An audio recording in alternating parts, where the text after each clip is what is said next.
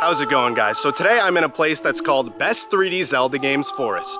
We're named for a forest, I know, but legend has it that travelers who venture into these woods will come across what is objectively the best Zelda game ever.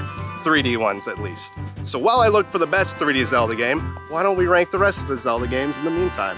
Yes, today we are finally ranking the 3D Zelda games, Nintendo's other big flagship series. Such great titles, so many unique features and innovations to the gaming industry in general, so this will be an interesting ranking for sure. Now, if you're familiar with this ranking series, you'll know that I rank various games in different video game series and sub-series. And I have a lot more ranking videos to come, so hit subscribe if you want to know when the next ranked videos are released. And as always, I reveal the next ranking video at the end of this one. Okay, enough of the intro, let's get ranking and let's just get adventuring. This forest is bigger than I thought. Luckily though, we still have 6 games today that are in need of a ranking. And the game that comes in dead last is, well, you know, it's Skyward Sword, come on. Oh, Skyward Sword. Why must you be the way that you are? I really wanted to like this game. I actually did, but as it stands now, it's a pretty flawed Zelda game. Not even bad per se. There are 2 big flaws that are present throughout the entire game that really hold it back for me. The first one being probably the most prominent feature they just stick in your face.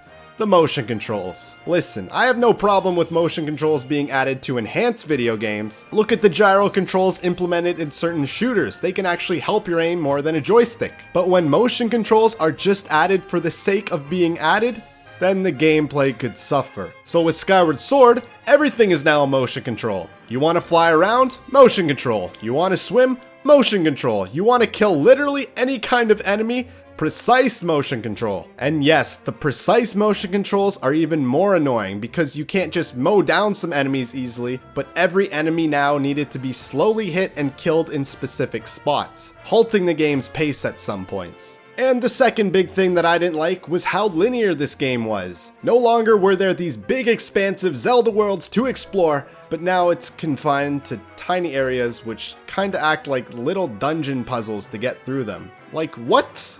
I liked exploring the worlds in Zelda. Who was complaining that there was too much exploration in Zelda? No one, that's who. Like, out of all the things to cut down, you chose the exploration. Really? But okay, let's not roast this game all day here and talk about the positives. Firstly, I don't hear too many people talk about this, but I love the art style. Honestly, the characters look straight out of a comic book. They still keep their body proportions normal while having this cool cel-shaded look to it. But what's really cool are the environments. This game looks straight out of a watercolor painting and it's gorgeous, even on the Wii. And I really like how the background blurs when you're far away from objects in the environment. This makes them look completely stylized, really giving you the feeling that you're in a watercolor painting. And then as you get close to them, they come back into focus. Also, you could see that they made noticeable attempts to innovate the Zelda series. You don't have to roll a million times to move fast, but now there's a run meter. Whoa. And they even created a weapon upgrade system now. This is all good. I also really like the stories and characters in the game. This was certainly one of the more compelling and engaging Zelda stories. While Skyward Sword does things right and makes attempts to innovate the Zelda series, there are some big issues that still stare you right in the face.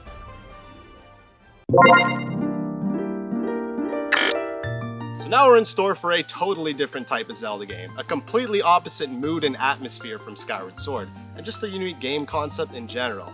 This game is, of course, Majora's Mask.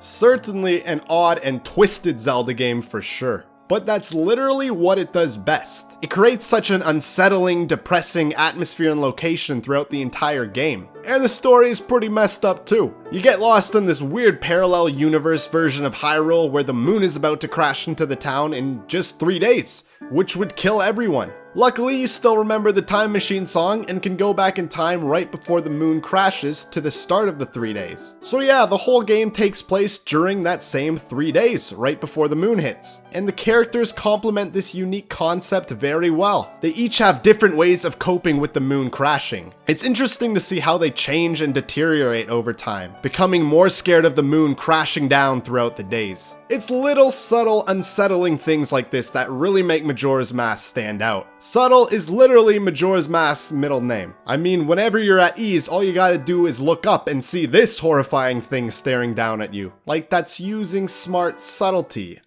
Also, the other shtick of this game was that you can play as not 3, not 5, but 4 different types of Link. Okay, technically 5, but the 5th one doesn't really count, so whatever. There's Young Link, Deku Link, Goron Link, and Zora Link, which all had their own unique movesets. It was really cool, man, to be able to control all these different iconic Zelda species. But if the game does all this right, then why is it so low on the list? Well, I wasn't a big fan of the game part of the game. So there is only 4 dungeons, and one of them is Great Bay Temple, so only 3 good dungeons. Which, you know, I'd be fine with that if the things you were doing instead were just as fun as the dungeons. Thing is, they weren't. Most of the game now are these side quests for the different characters, which wouldn't be so bad if they weren't all time-based. Not the actual side quest itself, but every character you need to meet at a specific area at a specific time. So a big chunk of the gameplay is all about time management and planning out your 3 days before you reverse time. Like, I don't even know how to plan my normal days. How the hell am I supposed to plan Link's days now? This just wasn't fun for me. I got what they were going for, but not my cup of tea. Maybe it's yours though. I did really enjoy the atmosphere and story. The gameplay was hit or miss.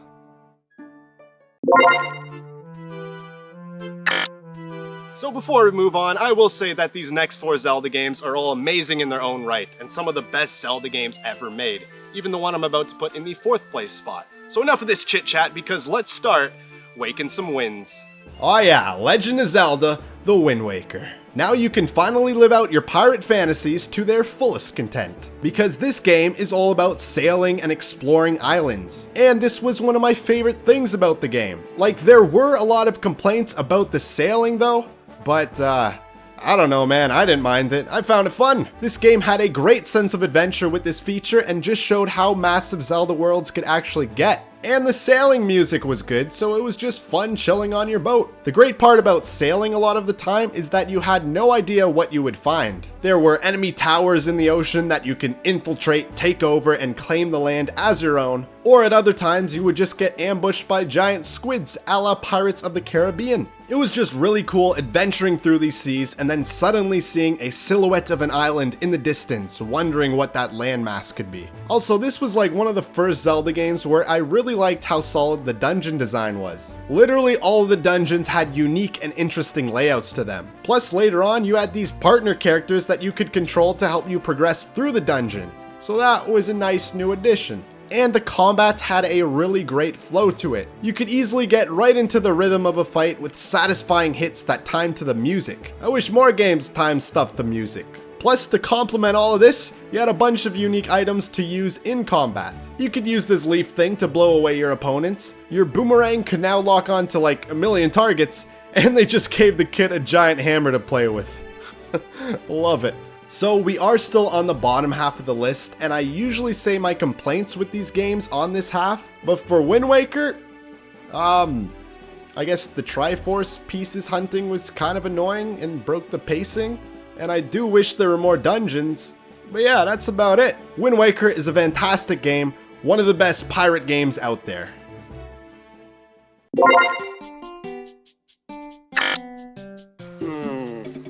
So 3 contenders left, and I can't find this game anywhere in this forest. So maybe we should look at a game that starts in a forest, where your character is born in a forest, where he lives in a tree, where the first dungeon is a tree.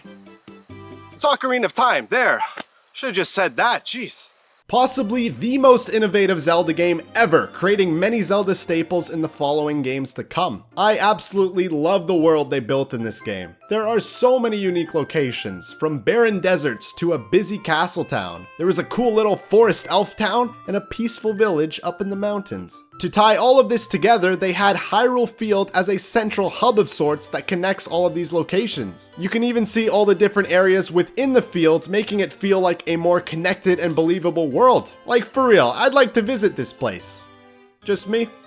Okay. This game was also home to some of the most fantastic dungeons in the whole Zelda series. There's the creepy, unsettling Shadow Temple, the mysterious Forest Temple, complete with a really cool boss, Not You, and the Spirit Temple where you're dodging boulders from Indiana Jones. The puzzles and dungeons were very creative and well thought out this time around, and there were just so many of them. This game has the most dungeons out of all the 3D Zelda games, in fact. Another cool feature that this game has, as you can see by the title, is time traveling. You can play as 2 different versions of Link and 2 different versions of Hyrule. One where Ganondorf had taken over, and the other one where everything is happy and peaceful. This was a very clever way of incentivizing the player to defeat the final boss and stop Ganondorf. You first introduce the player to this new, gorgeous, and big land, then warn the player about an evil that could destroy the land. Most games would just leave it at there, but no, then Ocarina of Time shows you the land after he takes over and destroys it. So now more than ever, you want to stop this evil and return the land to what it used to be. It builds a great villain character that shows what your opponent is actually capable of. Really clever for the N64. Plus, something they really need to bring back in Zelda games are the instruments and the different songs for them. Obviously in this one you got the ocarina with various awesome songs you can learn to solve puzzles and to do magic. I don't know how this thing works. It is just a great gameplay mechanic. Ocarina of Time can show its age in some areas, but it is a classic gaming experience.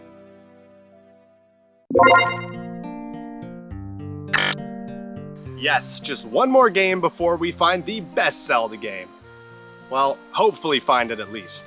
And the runner-up second place spot has to go to Twilight Princess. The scale of this adventure just felt so grand and epic compared to other Zelda games. Take the locations for instance. They use a lot of classic Zelda locations, but now they're all beefed up and larger in scale. Look at Lake Hylia now. It's massive and has this huge bridge going across it. Castletown, and just Zelda's castle in general, is gigantic, really showing you the scale of these locations. This made it even more fun to explore the castle when you finally went inside it. And even Hyrule Field, which was already big in Ocarina of Time, has been split into multiple fields to connect even more locations together. I just really like how they transform the locations in this game. Plus, I love the style of how everything looks. I dig this whole realistic, darker, and more mature tone that it has. This is my favorite style of Zelda games. I don't mind Nintendo changing up the art style for some of the games, but we haven't had a realistic Zelda game since,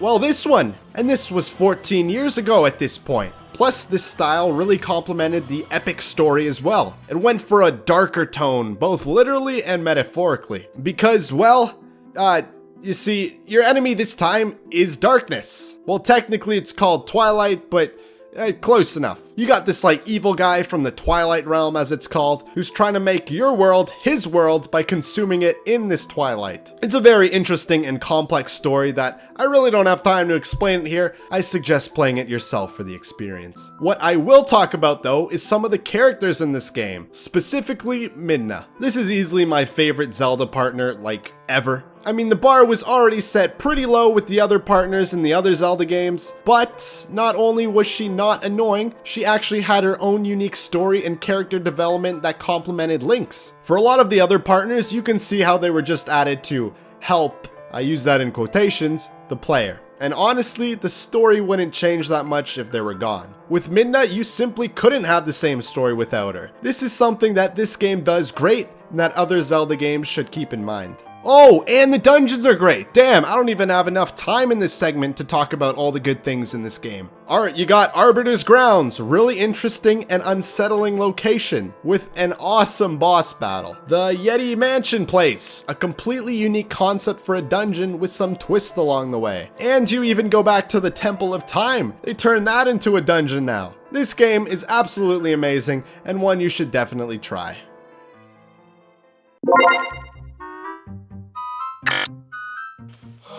Well, I've been looking all day, we're already at the #1 spot, and I have no idea where this best game could be. So that's it, that's the end of the video, no #1 spot. Huh?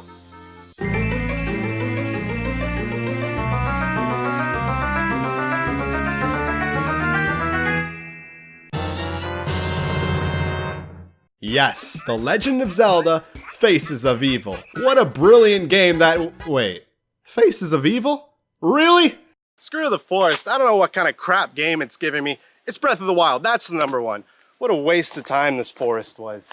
Legend of Zelda Breath of the Wild. Honestly, I didn't think I'd like this game as much as I did. Like, there were so many good reviews and hype around this game, but you know, they kind of do that with every Zelda game, so I took the reviews with a grain of salt, but still played the game anyways. Hell, even Skyward Sword was getting perfect reviews at the start. But when I first played this game, everything felt immediately different. This is literally game design perfection. When making this game, Nintendo purposely placed points of interest in view of other points of interest, meaning that the player will constantly see things they want to go to and explore as they're doing their other objectives. This seamlessly motivates the player to keep on exploring new and interesting locations, and it worked just as well as they designed it to. I can't even count the number of times I got sidetracked by something I saw in the distance and just went off exploring. I forgot I was supposed to be helping Zelda half the time. Yeah, sorry. Plus, this world was just huge. You can get lost in this place 4 times over and still come across new things to explore. Also, this is actually one of the most open-ended games ever. And not even just because you can attempt any dungeon or shrine in any order, but literally every problem has different ways that it can be solved. You could just kill an enemy by using your sword, or you can get a bit more creative by maybe rolling some rocks down on them, or using your magnet to smack them with a box. And this also applies to the various puzzles which traditionally in other Zelda games used to have one solution. Now Nintendo gives you many options to solve it. Look at this one, where you would normally have to find 2 of these electric ball things which give off an electric current and place them at both sides of this door to open it. Or you could just place one of the electric balls down, then drop all of your metallic weapons in a line to transfer an electrical current to the other side, which still works and opens the door. It's crazy that this game lets you do that.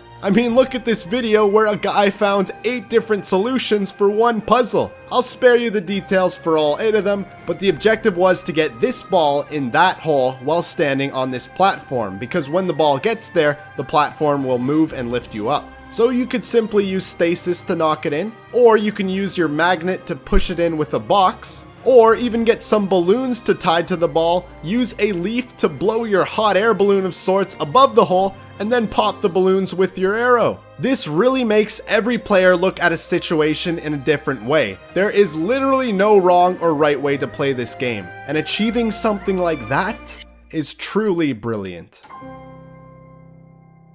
What a waste of time this forest is making me. Great, now I'm hitting my toe on rocks and stuff.